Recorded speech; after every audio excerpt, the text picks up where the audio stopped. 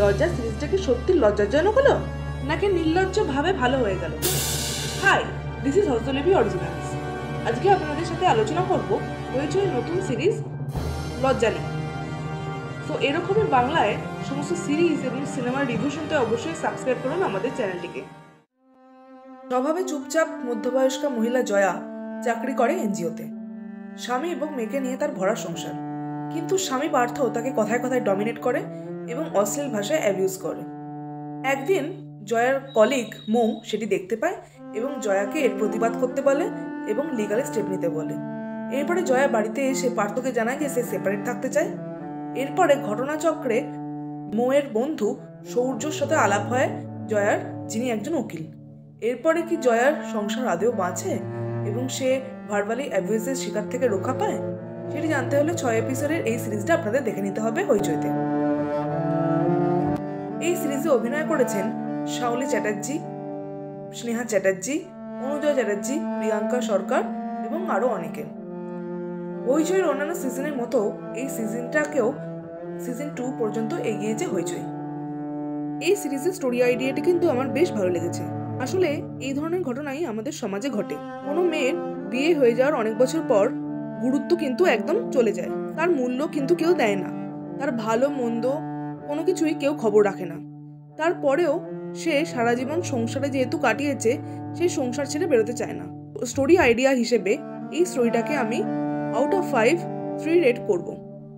এই সিরিজের ডিরেক্টর যেহেতু অদিতি রায়, তাই এই সিরিজের ওপর আমার খুব একটা ভরসা ছিল না, কারণ ওনার আগের কাজ নষ্ট নীড় আমি দেখেছিলাম, যেটা আমার খুব একটা ভালো লাগেনি। কিন্তু লজ্জা সিরিজটা কিন্তু নষ্ট নীড়ের চেয়ে একটু বেটার লেগেছে আমার। এই সিরিজের কিছু জিনিস আমার দুর্বল লেগেছে, সেগুলো হলো ডায়লগস। এই সিরিজের ডায়লগস কিন্তু খুব একটা পোক্ত নয়, ডায়লগস আরও ভালো হতে পারত। আউট অফ 5 আমি 2 রেট করব। এই সিরিজের কিছু কিছু চরিত্র ভালোভাবে এস্টাবলিশড করা হয়নি, যেমন প্রিয়াঙ্কা সরকারের মায়ের চরিত্রটা ভালোভাবে লেখা হয়নি। এই চরিত্রটা বারবার বলছে প্রিয়াঙ্কা সরকারকে যে সংসারে ফিরে যাওয়ার জন্য, কিন্তু কেন বলছে, তার বলার কারণ কি, সেটা কিন্তু দেখানো হয়নি। এছাড়াও প্রিয়াঙ্কা সরকারের মেয়ের চরিত্রটা ভালোভাবে করা যেত, সেটা কিন্তু ভালোভাবে লেখা হয়নি। এই সিরিজের প্রচুর গালাগালের ব্যবহার করা হয়েছে, সেটা যদি পরিমাণ একটু কম হতো তাহলে মনে হয় ভালো হতো। এই সিরিজের অভিনয় কিন্তু আমার বেশ ভালো লেগেছে, প্রিয়াঙ্কা সরকারের অভিনয় বেশ ভালো লেগেছে আমার। এছাড়াও প্রিয়াঙ্কা সরকারের স্বামী চরিত্রে অনুজয় চ্যাটার্জির অভিনয় বেশ রিয়ালিস্টিক। এছাড়াও কনিনিকা বন্দ্যোপাধ্যায়, খেয়ালি ঘোষ দস্তিদার, ইন্দ্রাশিস রায়, শাওলি চট্টোপাধ্যায়, স্নেহা চট্টোপাধ্যায়, এদের অভিনয় কিন্তু সাপোর্টিংয়ে বেশ ভালো লেগেছে আমার। আউট অফ 5 আমি 3 রেট করব অভিনয়কে। এরপরে যদি আমি কালার গ্রেডিংয়ের কথা বলি, কালার গ্রেডিং আমার মোটামুটি লেগেছে। আউট অফ 5 আমি 2.5 দেব। ব্যাকগ্রাউন্ড মিউজিক কিন্তু আমার একই রকম লেগেছে, হইচইয়ের অন্যান্য সিরিজের মতোই একই রকম ব্যাকগ্রাউন্ড মিউজিকের জন্য আমি আউট অফ 5 2.5 রেট করব এই সিরিজকে।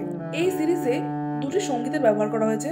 প্রথম সিরিজের শুরুতেই একটি সঙ্গীতের ব্যবহার করা হয়েছে যেটি অত্যন্ত খারাপ। এছাড়াও একটি রবীন্দ্রসঙ্গীত ব্যবহার করা হয়েছে, সেই রবীন্দ্রসঙ্গীতটা যারা গেয়েছেন তারা একদমই ভালো গায়নি। ওভারঅল এই সিরিজটাকে আমার বিলো অ্যাভারেজ সিরিজ লেগেছে। ওভারঅল আউট অফ 5 এই সিরিজটাকে আমি 2 রেটিং দেব।